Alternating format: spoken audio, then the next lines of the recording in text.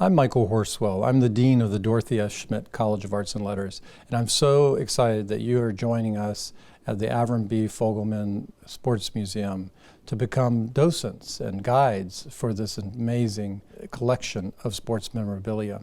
So today I just want to tell you a little bit about Avram Fogelman. He is a remarkable man, and I think when you hear his life story, you're going to understand better what this collection is all about. So Mr. Fogelman is well known as a real estate magnate, an entrepreneur, a philanthropist, a civic leader. But in addition to all those things, and he made his fortune really in real estate. He owns many and developed many apartment complexes around the country.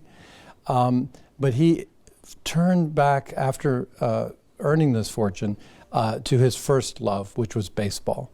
And he tells the story that when he was a 6- and 7-year-old boy in Memphis, Tennessee, he got to play Little League baseball with the Rotary Club baseball team. And from that day forward, he fell in love with the great American pastime of baseball.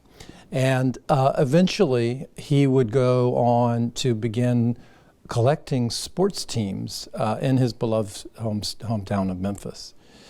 He went off to Tulane University, did a bachelor's degree in political science there, and then came back to Memphis to really work and start this franchise of sports teams. So when he started following his passion of collecting these sports teams, he started out with a soccer team, and that soccer team really quickly became a champion in its league. Then in 1983, he became the part owner of the Kansas City Royals baseball team. And with that team, he really solidified his love of not just baseball, but working with athletes. And so within just a couple of years, the Kansas City Royals won the league championship and then won the World Series in 1985. In 1986, the players of the baseball league, the National Baseball League, voted Avram Fogelman as the most distinguished owner in the whole league. He was that beloved by his athletes. In this collection, you will see certainly the big section on the Kansas City Royals, and you'll see things like and listen to the recordings of President Ronald Reagan congratulating Avram on his World Series win. And when you are giving your tours to our visitors to the museum, you can certainly want to mention some of these pieces of information about Avram and about his love of baseball and sports in general. So Avram and his family began spending more time in Boca Raton over the years, and kind of in semi-retirement. And so one of the things he loved to do was come to Florida Atlantic University and attend lectures in the history department or in the Osher Lifelong Learning Program. And he loves history. And by coming to our classes, getting to know some of our professors, he really fell in love with our university and realized that we might be a perfect place for his world-class collection of sports memorabilia, what you see here in the museum today. And finally, in 2019, meeting with the president of our university, Dr. John Kelly, he decided to leave his collection to Florida Atlantic forever. And that formed the Avram B. Fogelman Sports Museum, which is known as the largest collection of sports memorabilia in the country.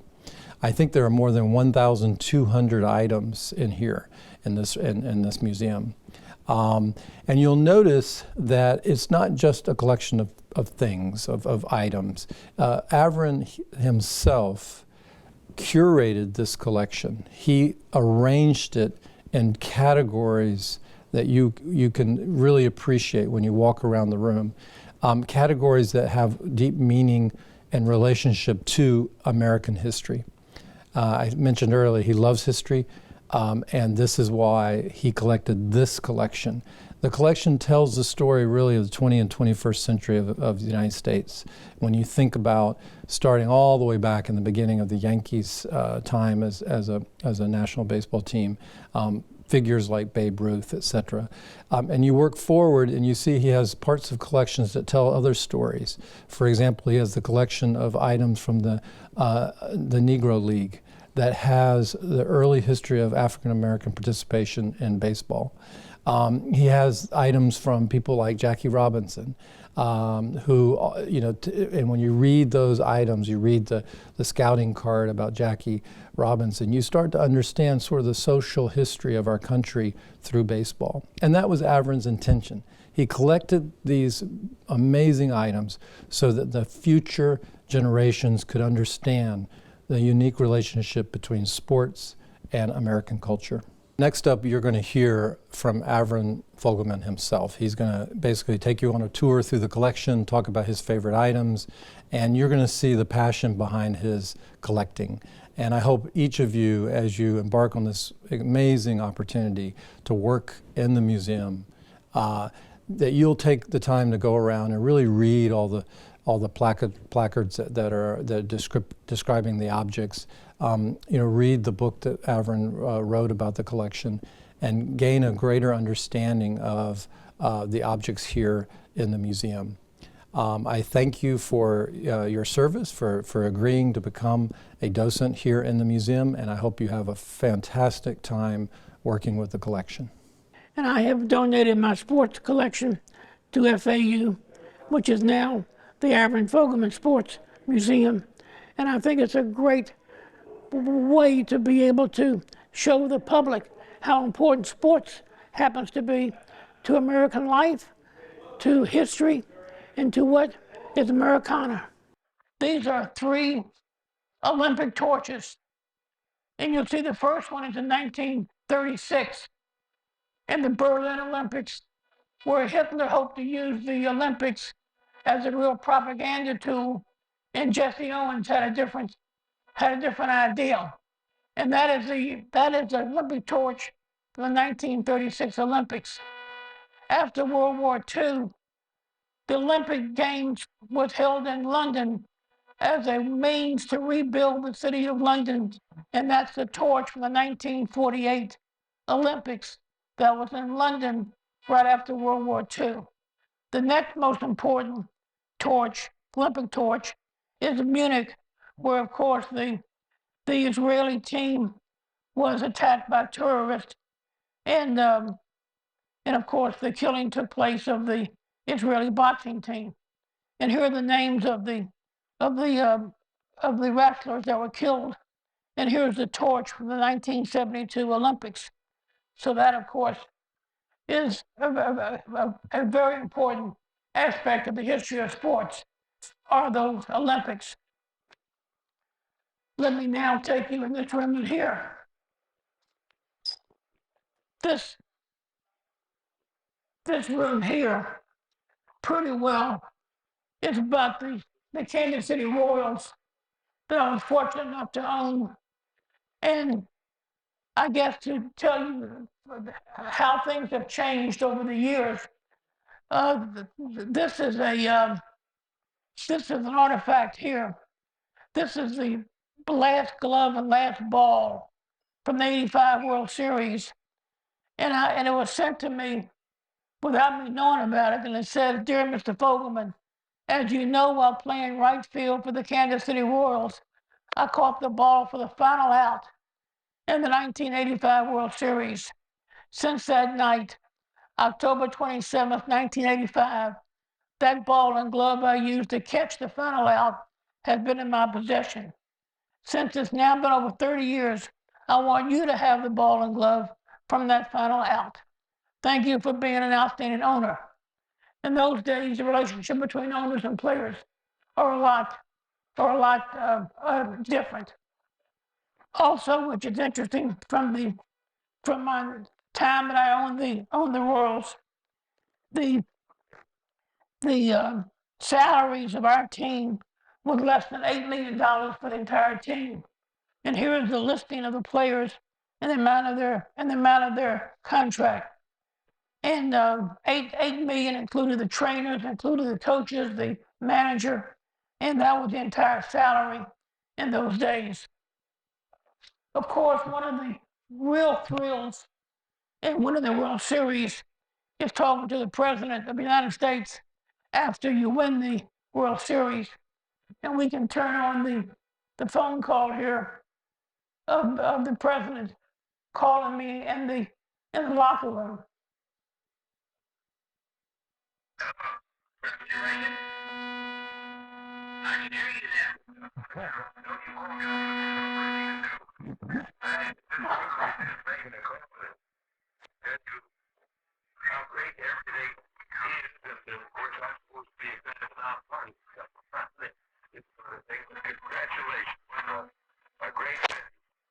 Appreciate all that.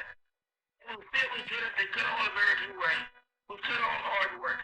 Well, listen, earlier this season, I know a lot of sportscasters were speculating that it was going to wind up with a subway series between the two New York teams. But you and the Cards you had a different transportation plan. Yours was not a subway, it was Interstate 70. You're right, Mr. President. But you were fortunate with some real tough games in Toronto and St. Louis. 7.5 games back in July and down 3-1 in games back to back in these two series. And they got back out of all of it.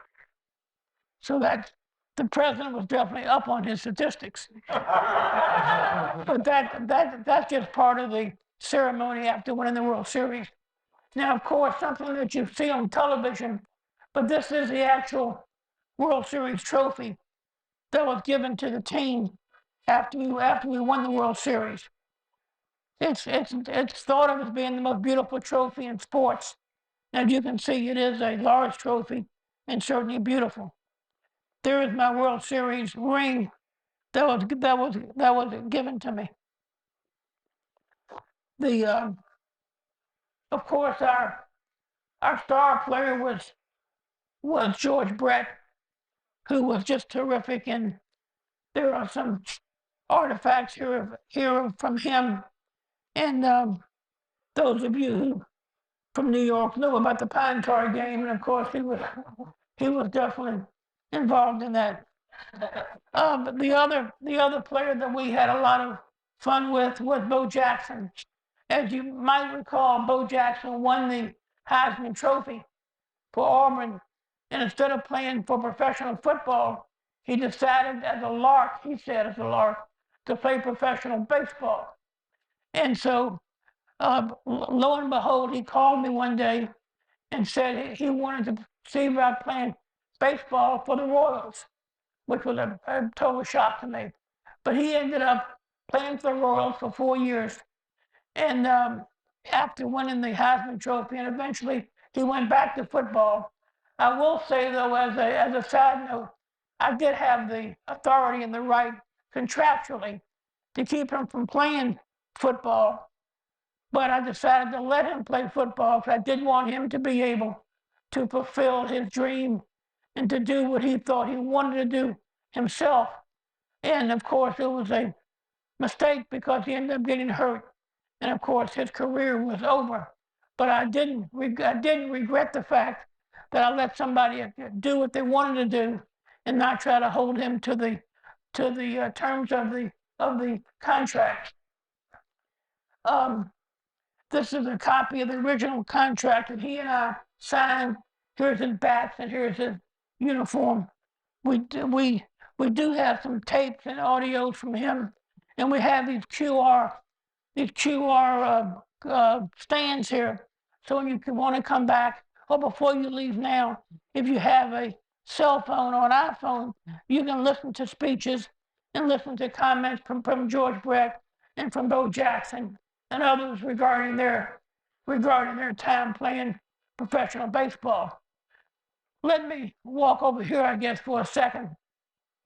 This is the Jackie Robinson area here, and this is Jackie's glove. And one of the unusual things that really interests me is that the King Faisal, who was the king of Iraq, wanted to meet Jackie Robinson, and he flew over here to America. And there is the little king right there, and that's a baseball that King Faisal and Jackie Robinson signed. And a month after he left New York, after meeting Jackie Robinson, he was assassinated. but it was kind of unusual, I thought, him flying all the way to New York just to meet Jackie Robinson. Here is a note from Jackie. He said, "I believe my greatest accomplishment was my ability to accept the racial abuse, and I did so as it was certainly not my nature to do so." Jackie. Him stating, of course, that he did accept the abuse, but it was not his real personality, but he did do it though. And that's his uniform, and that's the first pitch that was thrown to Jackie Robinson. And there are other artifacts that tie in to him. While we're here, we can walk into this room.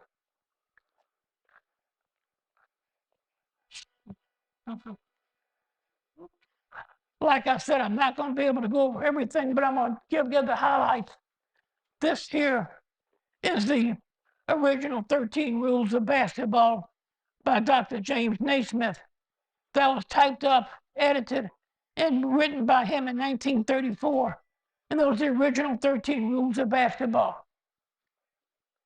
Here is the uniform by Kobe Bryant, his shoes, and his jersey.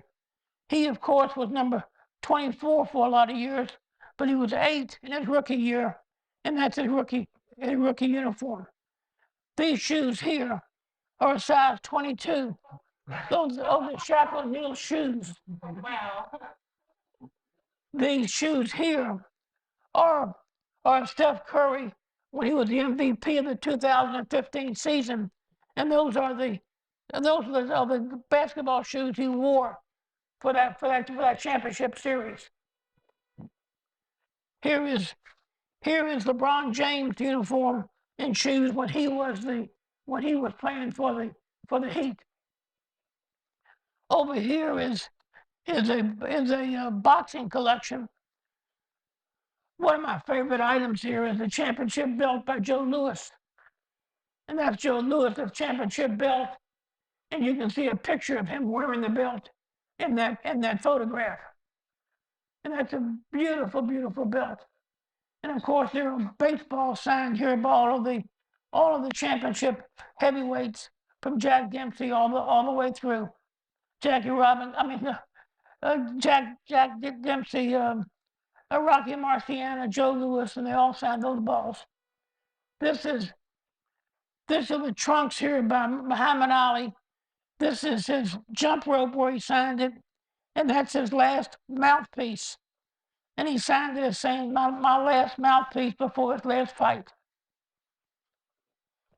This is one of his championship belts presented by Ringside Magazine, and that's a picture of him here holding the belt, and that is the belt.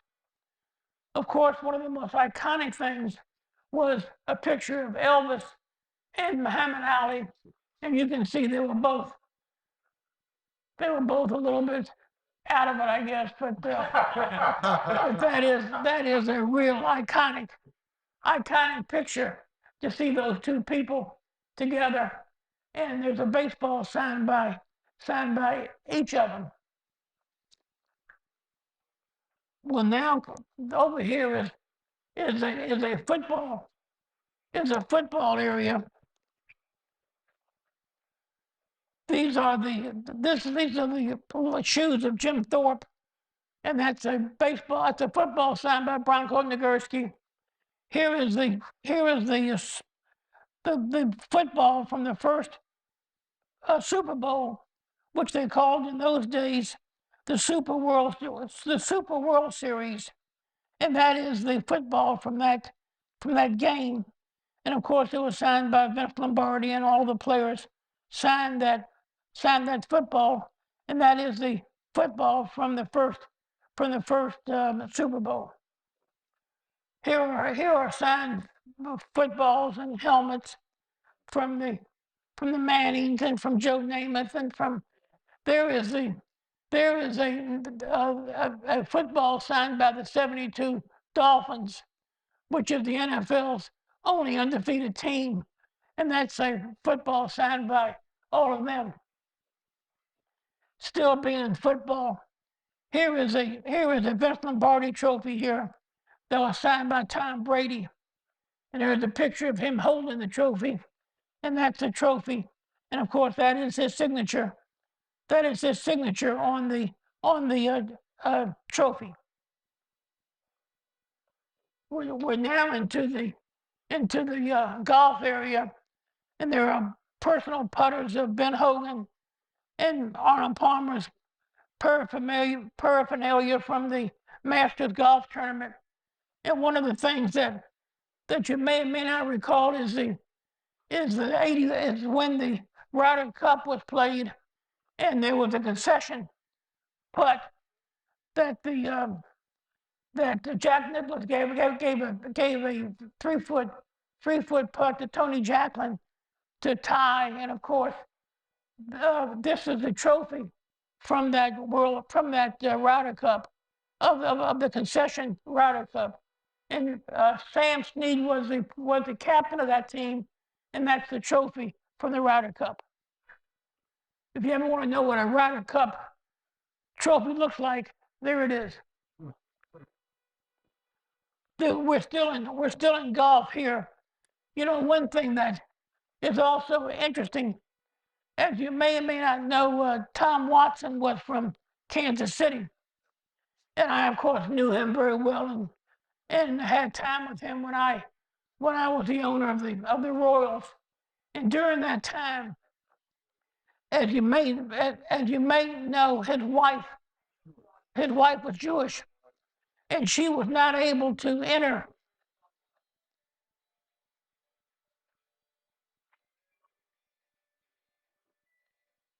She was not able to enter the country club where Tom played all of his golf and where he belonged.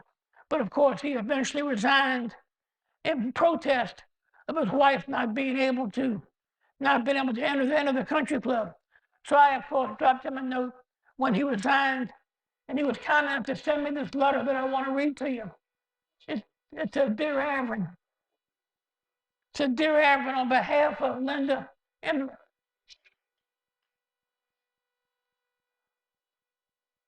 dear Avron, on behalf of Linda and my family, I want to thank you for your thoughtful comments about my resignation from the country club. Hopefully this action will bring about truly significant change in prejudicial and restrictive practices here and elsewhere. Our best wishes to you and so, sincerely, Tom." So he felt very strongly about that, resigned from the country club because his wife couldn't enter it. And of course, shortly thereafter, things changed dramatically. But I thought it was really something in our lifetime to realize that here he was, Tom Watson, who he was, his wife couldn't enter the country club and couldn't become a member. And he, of course, resigned. And in turn, he sent me this letter thanking me for my support and thanking me for what I said. This is when John Daly won the British Open. That's the claret jug that was given to him. So here you've seen a World Series trophy, you've seen a Vince Lombardi trophy, you've seen a Ryder Cup trophy, and you now see a British Open trophy, which is the claret jug. And this is a golf bag that was used by President Nixon, and these are his clubs, which he signed them all, and that's his golf bag when he was president. And these are all miscellaneous golf items, and like I said, each of them are described pretty thoroughly on the reader boards below. You can tell why each item and each artifact has significance, and you can come back and read them all. But I've given you the highlights of this room, so we'll continue.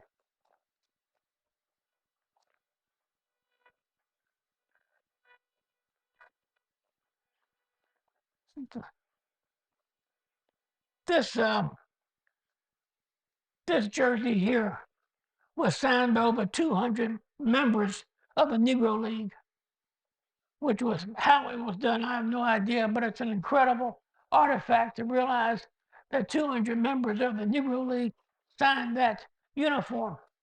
I'll also say that, which is hard for us to believe in these days and times, but this is the original scouting report on Willie Mays. And it says here, this, this boy is colored. He's a rookie, a tremendous prospect. He could play in AAA next year. He's got good reflexes and coordination. And they underlined the word color. So here it was, here it was in our lifetime. And again, they speak of ball players like Willie Mays as being a colored boy.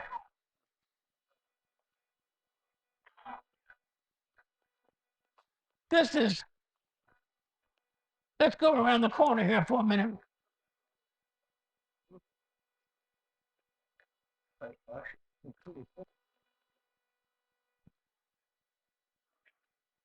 This is probably one of my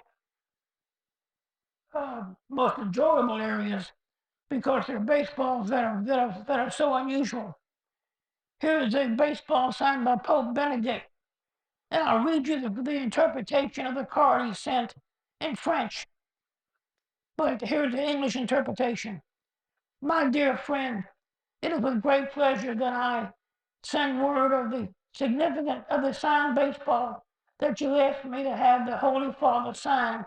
It was an original request. However, His Holiness sends it with his special paternal benediction, in which I add my own. And that's a baseball, and that's the first known baseball by Pope Paul, and that was signed in 1963. This top row of baseballs is the Supreme Court. Yeah, the 1993 Supreme Court. Each member of the court signed a baseball, and that's the members of the court. And then below that are famous people signing a baseball, and King Abdullah, King Hussein, Prince Rainier, Princess Grace, Yasser Arafat, Rabin, Shimon Peres, Jonas Salk. These are famous doctors that sign baseballs. And these, of course, are the most significant baseballs that I have. Here's a baseball signed by Albert Einstein, a baseball signed by Thomas Edison, by Charles Lindbergh, Martin Luther King. And those 4 baseballs are just incredible balls to have. While I'm here, this is a box here that was sent to the White House, sent from the White House to me. And you can see how the box was all beat up. It was sent by the U.S. Postal Service from the White House. And you can see how difficult it was for the White House to even get mails. They had to pay for it. They had to pay for it too. Not only they paid for it, but it went through all of the rigmarole of the Postal Service, and you'll see how beat up the box is. These are baseballs here signed by presidents of the United States. This is a sample of the collection. There's a baseball signed by Teddy Roosevelt, Herbert Hoover, Dwight Eisenhower, Lyndon Johnson, Truman, Roosevelt, Calvin Coolidge. And of course, trying to get those kind of baseballs is almost impossible. But I knew a lot of presidents, and here are pictures and baseballs that they sent me, and pictures of me being with them, and they all send baseballs to me. Do you know of the name of Mo Berg? Yep. Spy. He was a spy, yeah. Yes. That's his uniform, and of course he was a baseball player for the Red Sox, but he was just there as a sham, really, just to kind of infiltrate part of American life to see what was happening, what was going on.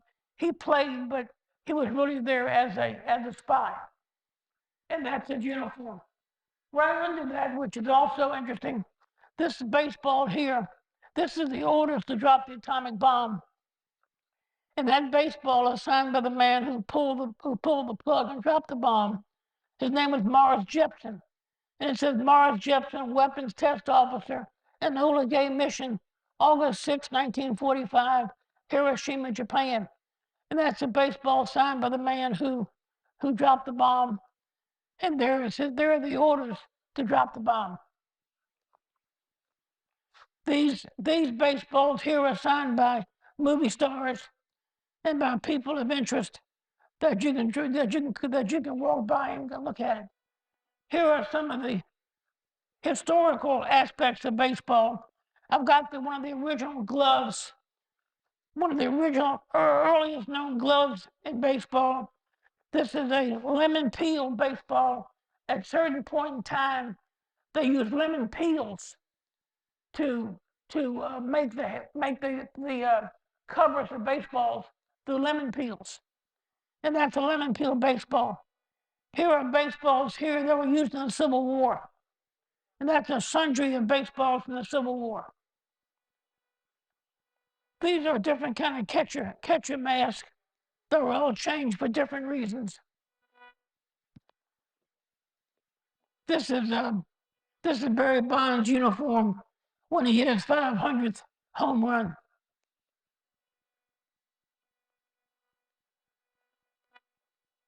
We all know that Hank Aaron beat Babe Ruth's record, and here's the uniform from the '74 season, and that's his signature on the uniform, and that's the date tag on it. That's also Hank Aaron's uniform, where all the great hitters signed his uniform. Here's the uniform by Sandy Koufax, that every player that pitched a perfect game signed that uniform.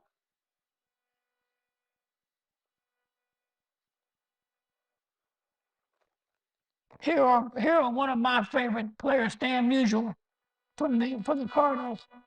And Stan Musial was the only player to hit 5 home runs in one day. And that's the uniform he wore during that famous game. That's his last glove that he signed. And here's a letter that he sent me. It said, "Dear Avron, I'm pleased to send you certain personalized memorabilia.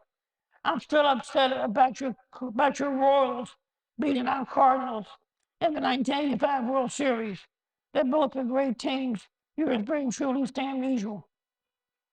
And here are important bats of Stan Musial.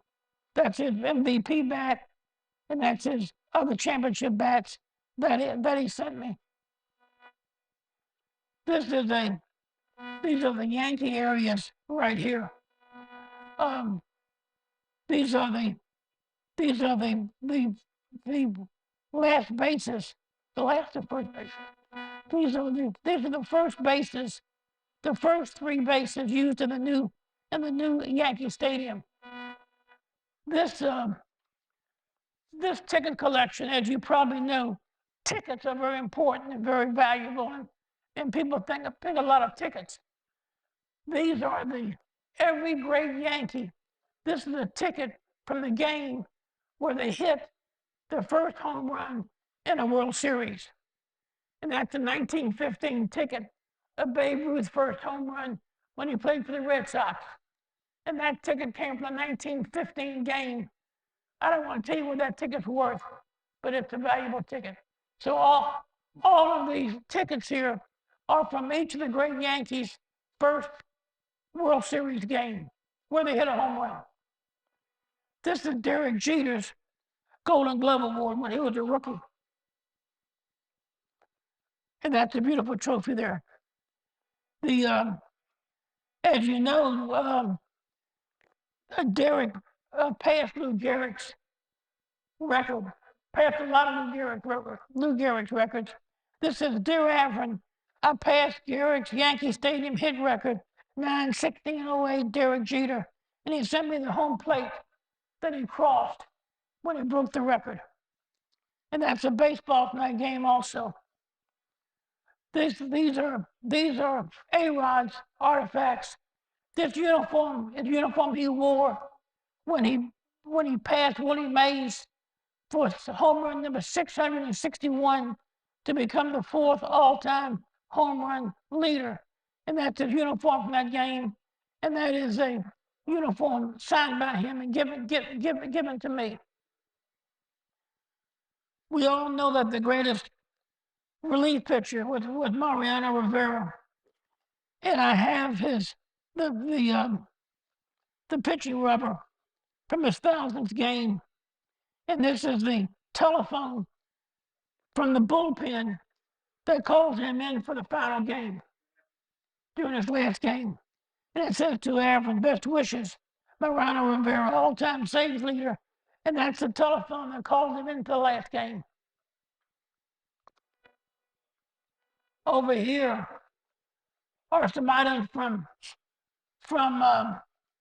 Whitey Ford. This is Whitey Ford's most valuable player award, and that's his Cy Young award. As you might know, Whitey pitched over 29 innings, scoreless innings in the World Series, and he beat somebody's record who had 29 scoreless pitched innings in the World Series. Who do you think that was? Babe Ruth. Babe Ruth was a great, fantastic pitcher, and he had pitched 29 consecutive innings of no hit, of no run baseball or World Series. And of course, Whitey broke that record, but no one realizes that Babe Ruth was such a fantastic pitcher, especially in the World Series. And that's a letter from Whitey Ford about that, and that's his glove, and that's his ball, where he broke the World Series record.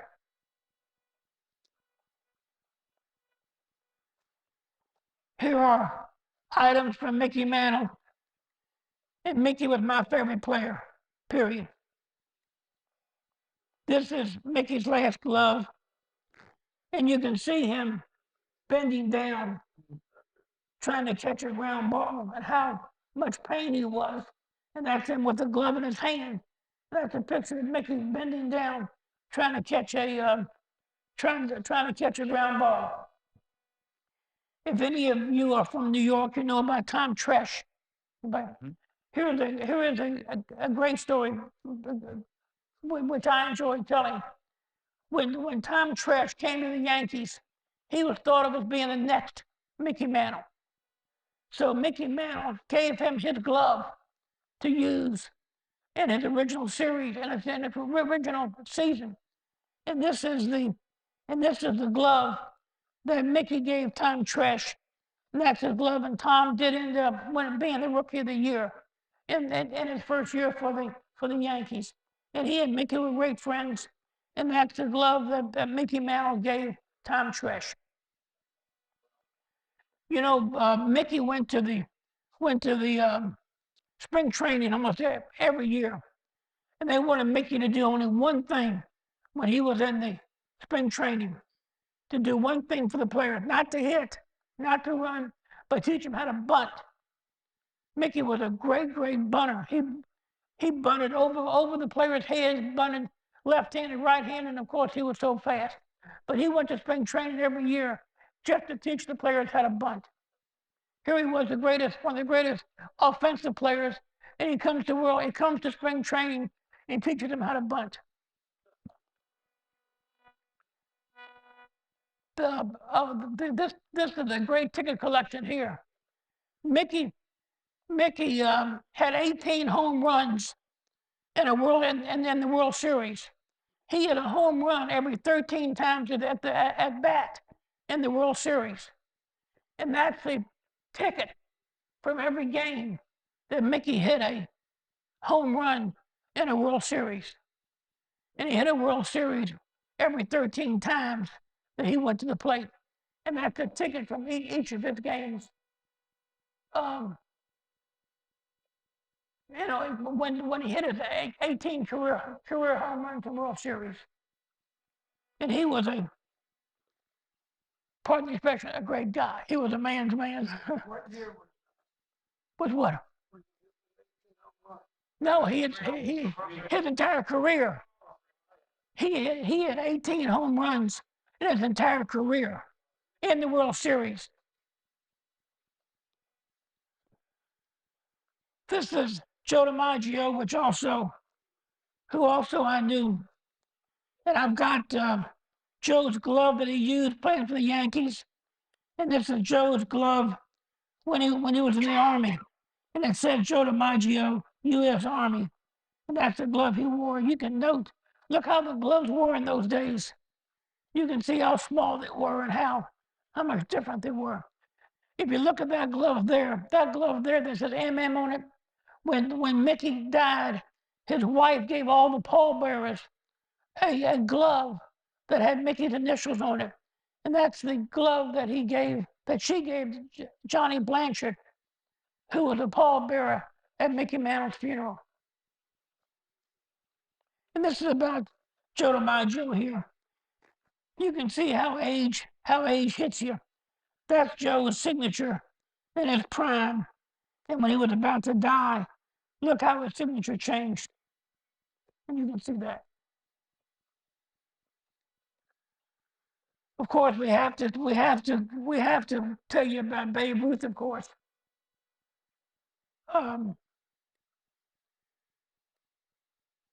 This is that uniform there. This uniform here is Babe Ruth's first uniform as a Yankee. That uniform hanging there was his first uniform. And this is Mickey's, and this is Babe's last uniform. So we have Babe Ruth's first uniform and Babe Ruth's last uniform. I'll give you a story about his last uniform. He wanted to. It was the 1935 season, and he wanted to become the manager of the Yankees. And the Yankees didn't want him. They ended up hiring Joe McCarthy, but they offered him a contract to play for the team the next year, and they wrote on the contract, and I have the contract here, and the contract amounted for $1. So Babe knew then that his days were over, and he left the team. He was making $100,000, and of course he always said that he made more money than the President of the United States because he had a better year than the president had. Is why he was paid so much more, because he had a better year. But when he got a contract for $1, he knew then that he was told that his time was up being a Yankee, and that is the contract there for $1. The is Polly here? I want to tell you, you always think about Babe Ruth, but I want you to hear how he sounded 6 months before he died. This is his farewell speech.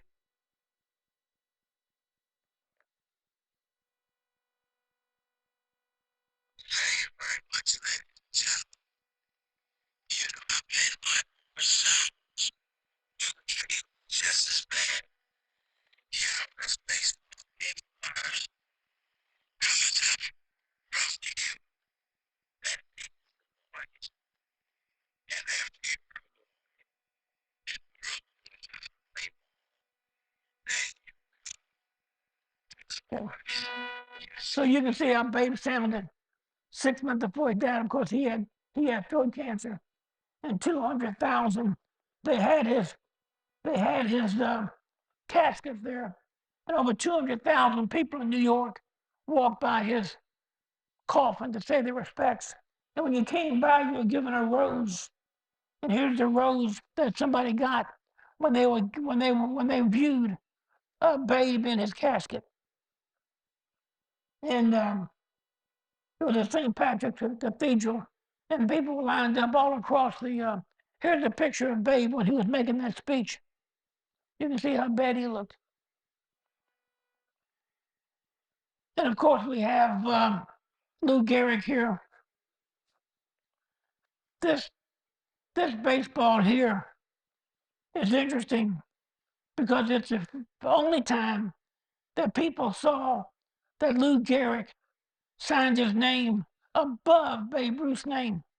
And that was signed the day after the 1927 World Series, and 1927 Yankees is thought of as being the greatest Yankee team ever. Let me give you the statistics of Lou Gehrig that year. Lou Gehrig batted .373, 47 home runs, and 173 RBIs.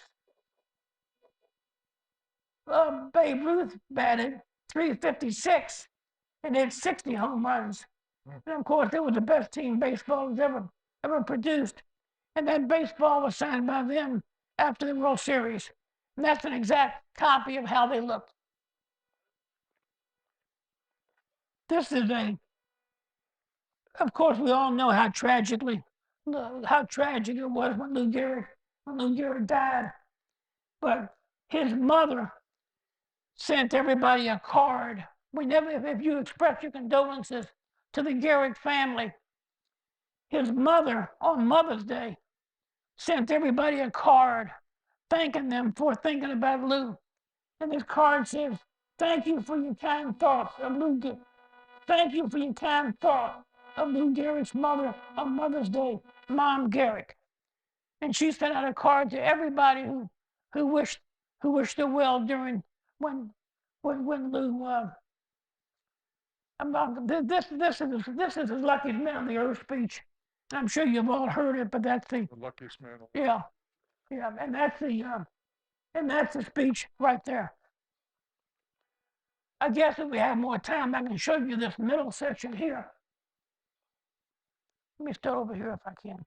This is also one of my favorite sections. Does anybody remember Herb Score? I've got some baseballs here that are just really terrific. Here is the baseball signed by Pete Gray, who was a one-arm ball player. This is the last game of the Ebbets Field, and that's signed there in 1957. This baseball here is signed by Eddie Goodell, who was 5 feet 7 inches tall, 3 feet 7 inches tall, who was the smallest player ever to play for the baseball. Of course, it was just a promotion by Bill Veeck, who owned the team then. But of course, being the shortest player, he walked, and they took him out of the game. But he did play a professional game, being 3 feet 7 inches tall. And when I mentioned about Herb Score, I remember like it was yesterday.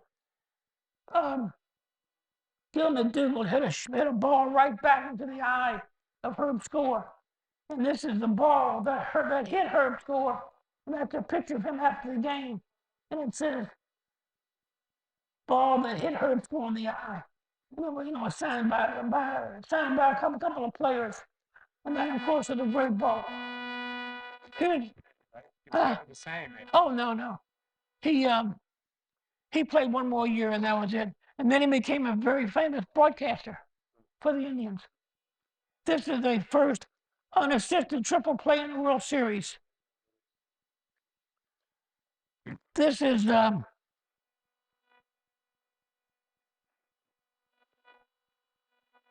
ball from the longest game in World Series history of 33 innings. This is the only pitcher to strike out the first 8 players that he ever faced. He came up as a rookie, and he struck out the first 8 players. Here is a ball signed by Pete Rose. He said, "Aaron, I'm sorry I bet on baseball." Pete Rose. He said, hits 4,256, steroid 0. Here is the first night game in Wrigley Field. It was Lenny Dykstra hit a home run. And that's the ball from Lenny Dykstra's home run.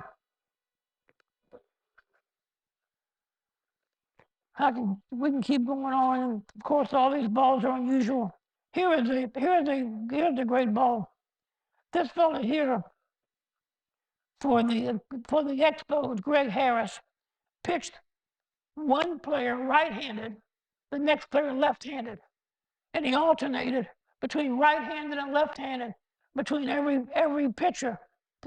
We pitched against every player, and And that is now illegal to do that because it kind of made the game kind of a joke. But he struck out one after the other, right-handed and left-handed. And that's a ball he did that. If you were a Cardinal fan like I am, this is the last 67 years of managers of the of the Cardinals on one ball. You probably don't know this, but there was a player for the Cardinals that hit 2 grand slams in 1 inning. 2 grand slams, 1 inning. And here's the baseball, and here's a note where he sent me the baseball. Here's the ball when Aaron Judge broke the rookie home run record, and that's the ball he hit. This is also one of my favorite collections. This is the uniform Roger Maris wore when he broke Babe Ruth's home run record. Unusual, the record was broken in 1961, but the uniform was in 1960. In those years, the Yankees made you wear the uniform for years and years and years until it was couldn't be used anymore. So some of the players wore uniforms of 2 or 3 years old. And so that says 60 there for Roger. But he broke the record, of course, in 1961.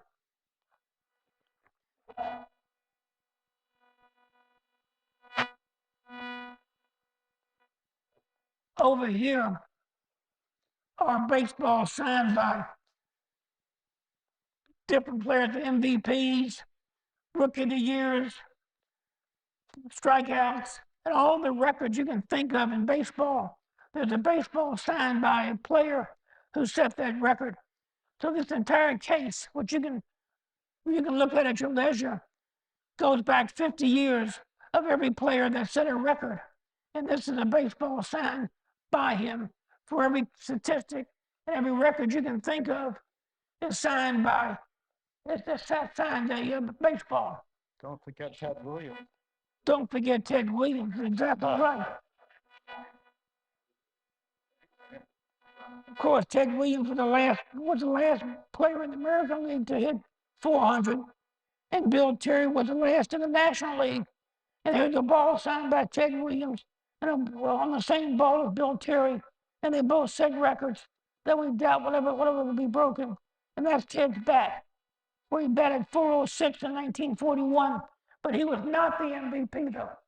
Who was? Joe DiMaggio. But here he batted 401. This is, of course, Bob Feller. When he was 19 years old, he came up for the Indians and did all kind of great things. And all these kind of baseballs kind of speak for itself. Oh, here's a cute collection. Here's a baseball signed by Bob Feller, individual balls. One ball, he said, I struck out Lou Gehrig. Next ball, I struck out Ted Williams. I struck out Joe DiMaggio. I struck out Mickey Mantle. And I pitched the ball 107.9 miles an hour. And he used this ball to strike out all those great Yankees. And he could throw the ball 107.9 miles an hour. So these cases are made up of those kind of unusual baseballs. Of course, there's a baseball by Buckner and Mookie Wilson, and you Mets fans, I know all about that. So, are there any questions about anything? I think I've kind of given you the highlights in an hour. Well, I was trying to run a big business. I had a family. I lived in Memphis. The team was in Kansas City. I'd won a World Series. I'd won 2 American League championships. And I was a young guy, but I had playing more on my plate. So I kind of just had enough after 9 years. No, I don't. I look at magazines. I take calls from people who want to sell things, and I talk to them about it. but enough's enough. You know, I could get a lot more things, but my God, how much more? I mean, my cup runneth over now with everything. Oh, by the way, these are uniforms here, game used uniforms by all the great players, and they signed those uniforms. And you can see up here, all of these great players signed these uniforms, and that's a personally worn uniform, and they all signed the uniform, and that's a great uniform collection.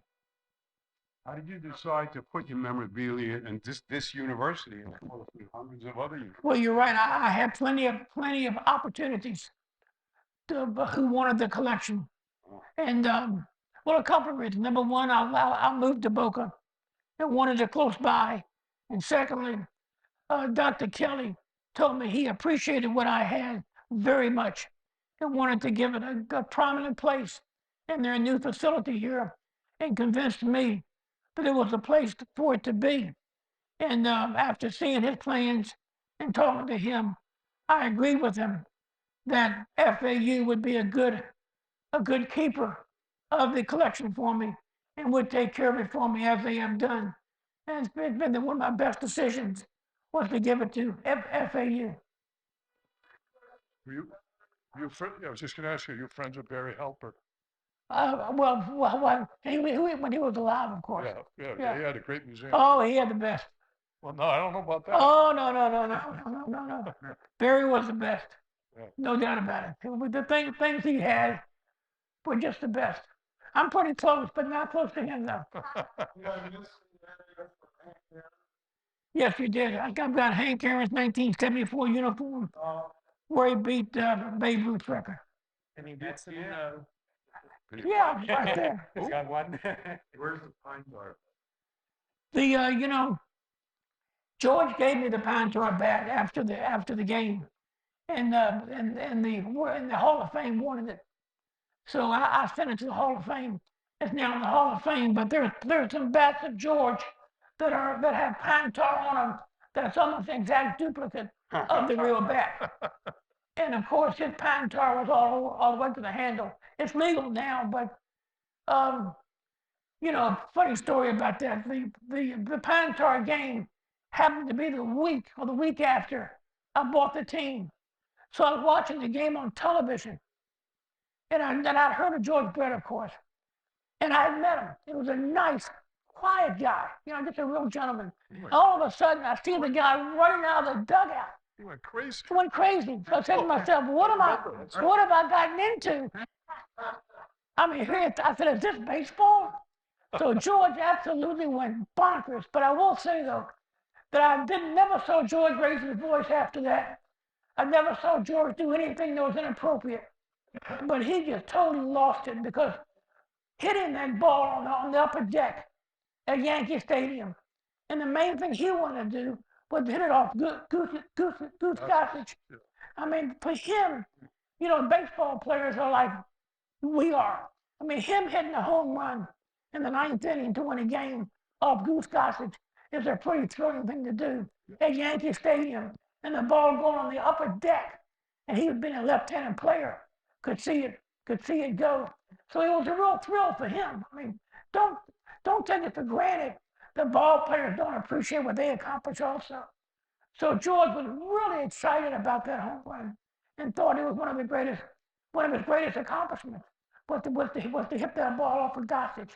And then when Billy came out and Billy had the pine tar measured, George just went off the deep end then. But of course they replayed the game and they changed the rule, and it was all. So who do you rate as the greatest third baseman in baseball? Oh, come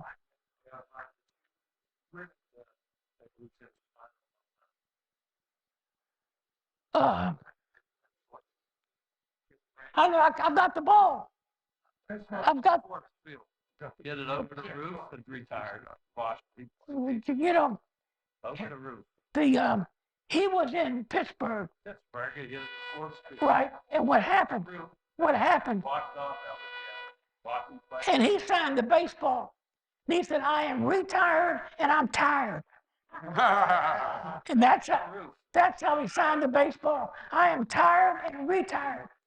and somebody saw Babe Ruth in the lobby, after that game, and the person had a Bible in their hand.